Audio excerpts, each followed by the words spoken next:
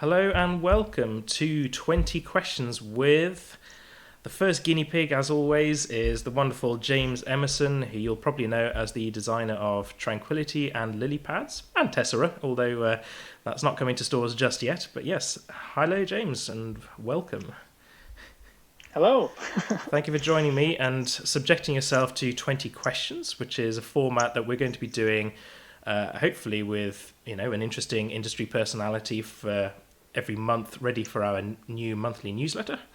And so... Did you just call me an interesting industry personality? No, I suggested that's who we'd hope to get from now on, All right, okay, but for now we just deal with what we've got. That's it. I can show the really interesting personalities this video, and then, hopefully they won't be totally put off by it. Okay.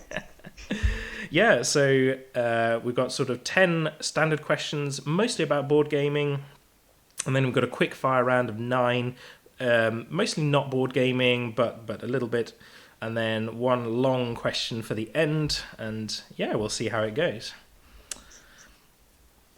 Okay, well, first up, what's your first memory of playing board games? My first memory of playing board games is when I was a kid.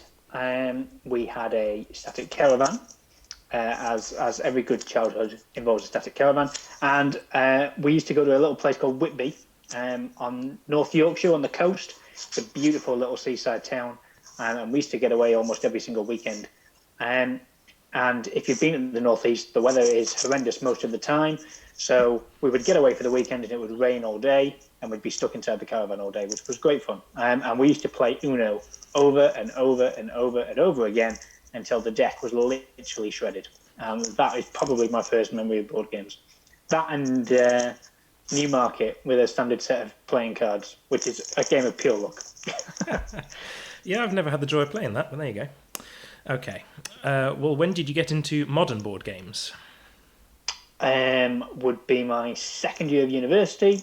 A friend of mine invited me to the pub for a drink and then sprung a load of games on me and a load of other unsuspecting people. And I played Dominion, and then I played Catan straight afterwards, and then we played Avalon, and then we played Avalon, and then we played Avalon, and then the following week I came around and he tried to set up Catan and it was kind of just knocked to the side and we played Avalon, and that was it. And within a month I'd bought more games than he had, and I was completely obsessed.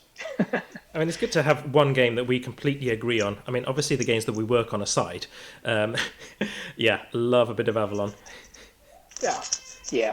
Still in my top 20, I'm sure, at least. I don't get to play it nearly as much as I wish I could, especially right now. Yeah, true that. All right, well, I know you love this one. What's your number one game as of right now? Snakes and Ladders. And you don't even have children to blame that on. My favourite game of all time is Ticket to Ride Europe, and that is a reflection on the people I get to play with, which is mostly my family and casual gamers, and it is the perfect gateway game. If you want to play a proper game with brand new players, play Ticket to Ride Europe. It is almost faultless. Yeah, I mean, I've played a couple of different versions. Why Europe particularly over the original? The original is great and tight, but it's more cutthroat than Europe. Europe brings in a nice little addition of stations, which means you can piggyback on somebody else's route, which for a family setting or a gateway setting just makes it a little bit less evil.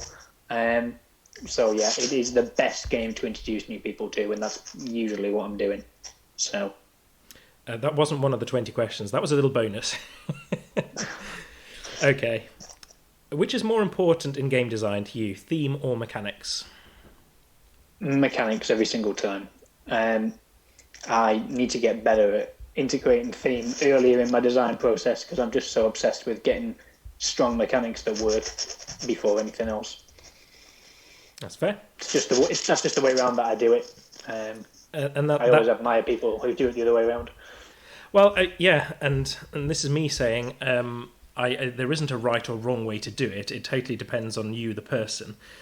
For me, I I like the idea. I dabble a bit in design, and I like the idea. I start with a theme often, but it's not long before, for me, the mechanics take over, and that's very much my ethos in Board Game Hub, is that mechanically it has to be solid first. If you've got an amazing theme and it's thematic and all the rest of it, that's great, but it's got to work mechanically. I can't stand people, the idea that somebody turn around and find a fault in the game. That would be horrible.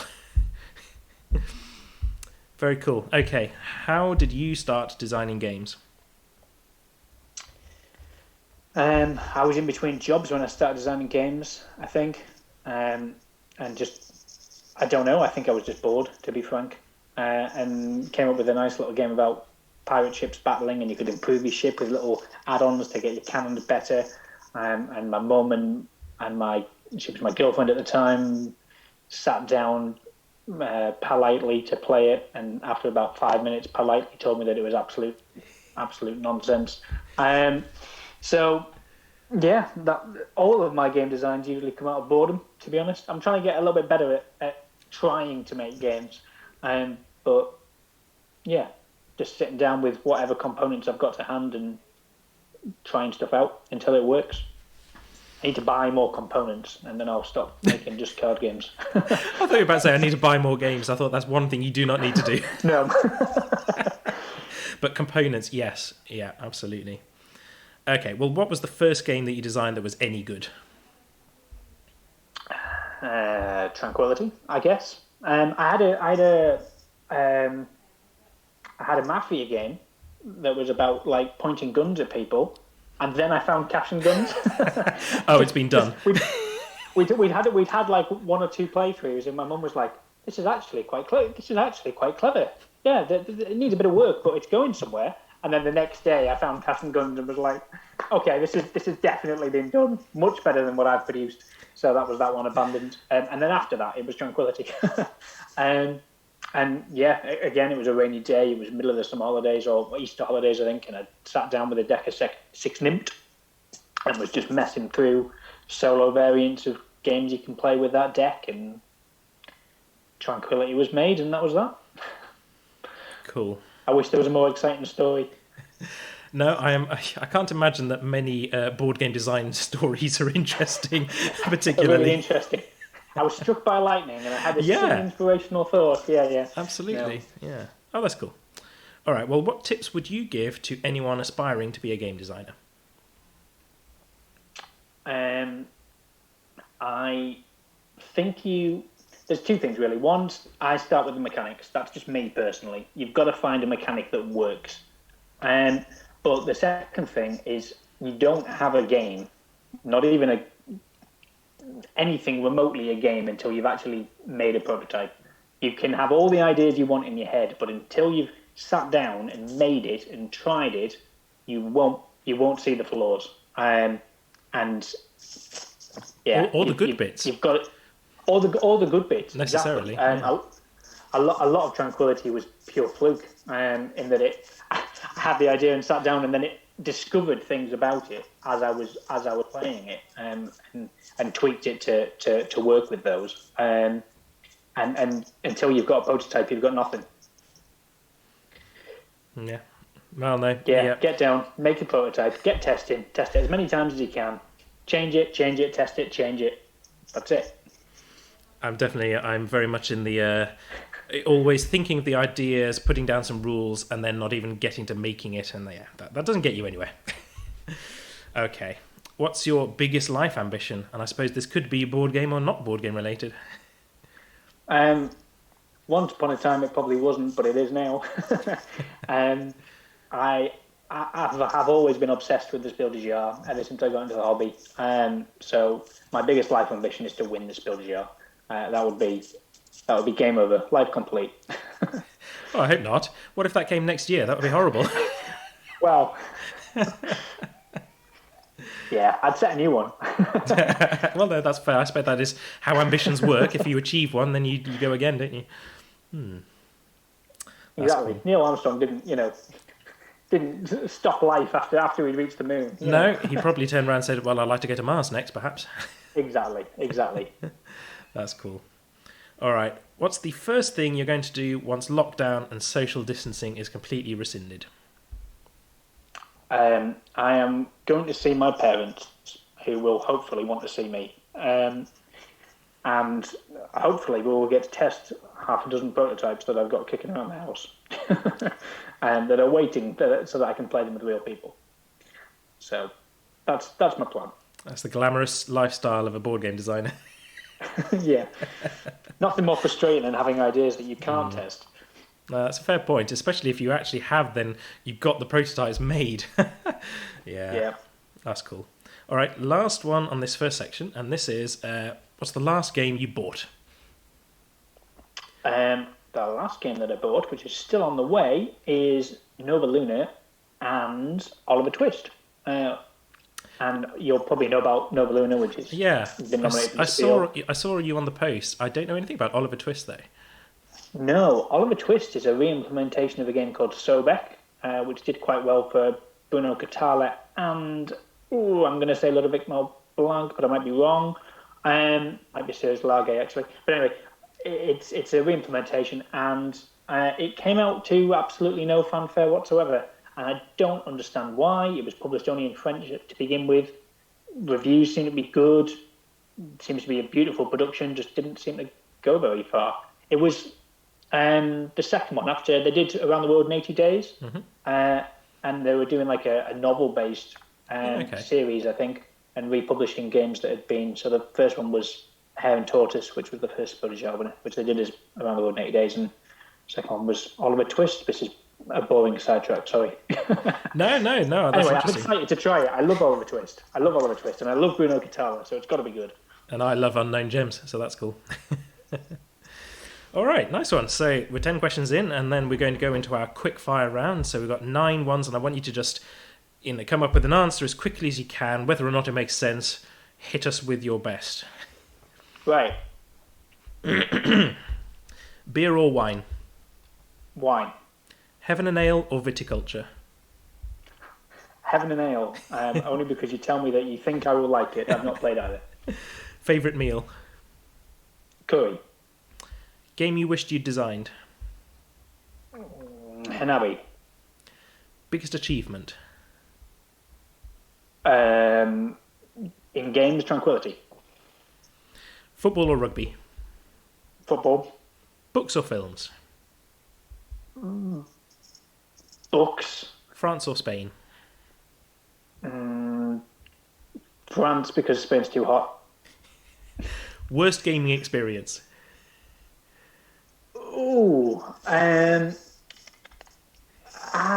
Worst gaming experience. I knew this would get you the quick answer. Yeah. One of the endless 3-hour slogs of Monopoly, I suppose. Which is a game that I can still tolerate usually.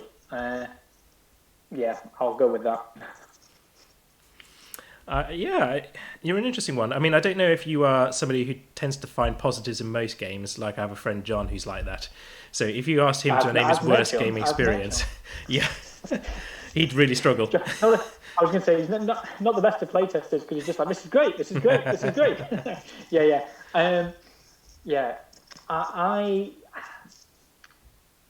I haven't played many games that I really dislike. Like, I haven't played many games that I strongly dislike. I can deal with a decent dose of luck, which a lot of people can't cope with. I play mostly like family games, and there's not that far you can go wrong. As long as it doesn't go on too long, then you're probably fairly safe. But Monopoly can go on too long. I would expect especially when it's house ruled. That is definitely. I wasn't aware that we, in all my formative years, have been playing the rules totally wrong. And they totally dragged out the experience. I can see that. I wouldn't choose to play it now, but it did do that. I have a real answer for you. We played a game which was like an offshoot from Cards Against Humanity. I won't get into that now. Not Crabs Adjust Humidity. It flipped it so that you literally had to vote for who you think best fitted the criteria, which basically descended into just insulting your friends. because some of the criteria were really quite offensive, and it just struck a little bit too close to the bone of what people really thought about each other. And yeah, not some people's self-esteem was visibly disappearing. So that sounds like horrific game design for me. Well, yeah, exactly. If there was any game design, it's not about. It wasn't about humor. I can kind of get that. It was the humor was about ridiculing other people, and I can't get on board with that. No. Oh well. Okay. Good answer. All right. So that was the quickfire round. We have one last. That was quick, wasn't it? Sorry. Well, no, most of them are quick. All right, well, here's an in-depth one for you. So, what's your dream board game? And you can talk about the designer, the artist, the publisher, the theme, favourite mechanic, whatever. Okay, I'll talk about my favourites of different things that you've listed. There's no guarantee they'd come together to make a good game, but I will talk about my favourites. My favourite mechanics, I'm getting very into cooperative games, only since I've made Tranquility, weirdly. But my family love them because they can't blame things on each other, which is usually good.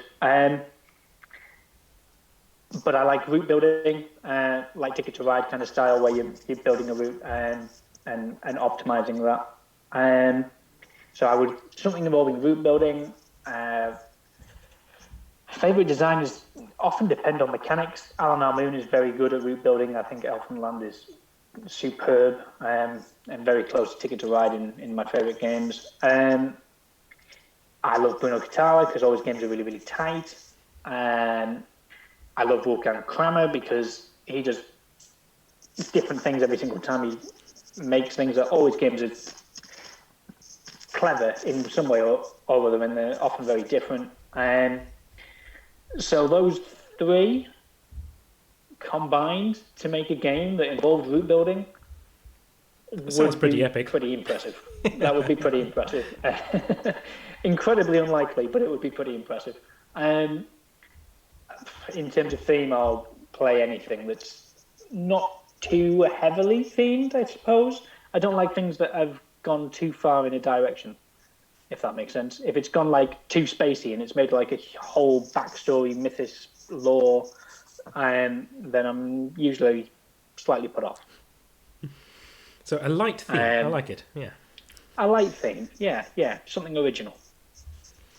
Yeah, and that's an interesting topic for another day, isn't it? But yeah, coming up with new and interesting themes. I mean, I love farming games. I'm not saying that there are enough farming games, but it's nice when people come up with new ways of doing games, but also new themes is definitely an area I'd like. I like the idea that that company were doing, lots of novel-based games, because that's a huge thing to tap into, because I feel like that's an underused idea at the moment in board games.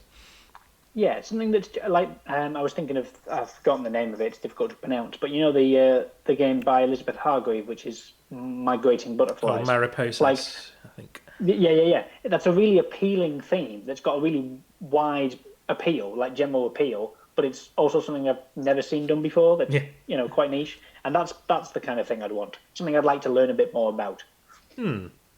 Yes. Oh, brilliant. Good answer. Yeah, all right. Well, that was 20 questions with James Emmerson, the first of... That was fast. hopefully many. And, well, thank you as always, James. Appreciate your time. That's fine. I'll always the guinea pig. That's all right. Okay, see you next time. See you later. Bye.